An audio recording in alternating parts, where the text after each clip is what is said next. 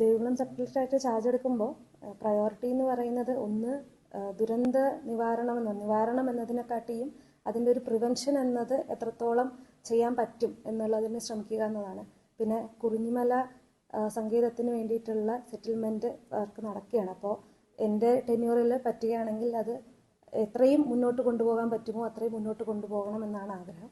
അതോടൊപ്പം തന്നെ മറ്റൊരു പ്രയോറിറ്റി എന്ന് പറയുന്നത് ഇവിടുത്തെ കുട്ടികളുടെ, അതായത് എൻ്റെ റൂട്ടീൻ വർക്കിന് പുറത്താണെങ്കിലും വിദ്യാഭ്യാസം, അത് കുട്ടികളൊരു 10th 12th വരെ പഠിക്കുന്നുണ്ടെങ്കിൽ അതിനുശേഷം ഹയർ എഡ്യൂക്കേഷൻ കുറച്ചധികം പ്രൊമോട്ട് ചെയ്യപ്പെടണമെന്നാണ് മനസ്സിലാക്കുന്നത്. അതിൻ്റെ ഗ്രൗണ്ട് റിയാലിറ്റിയിലേക്ക് കടന്ന് അത് മനസ്സിലാക്കി അത് കുറച്ചുകൂടെ മുന്നോട്ട് കൊണ്ടുപോകണമെന്നും ആഗ്രഹമുണ്ട്.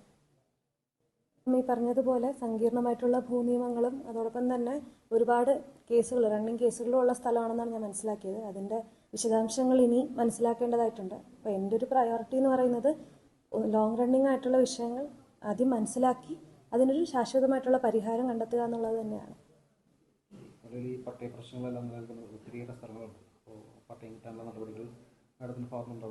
ഉറപ്പായിട്ടും. കാരണം ആൾക്കാരുടെ റൈറ്റ് ആയിട്ടുള്ള പട്ടയങ്ങൾ എത്രയും പെട്ടെന്ന് നമ്മളുടെ ഭാഗത്തുള്ള ഡിലേ കുറച്ച് ആൾക്കാരിൽ എത്തിക്കുക എന്നുള്ളതാണ് ഒരു പ്രയോറിറ്റി.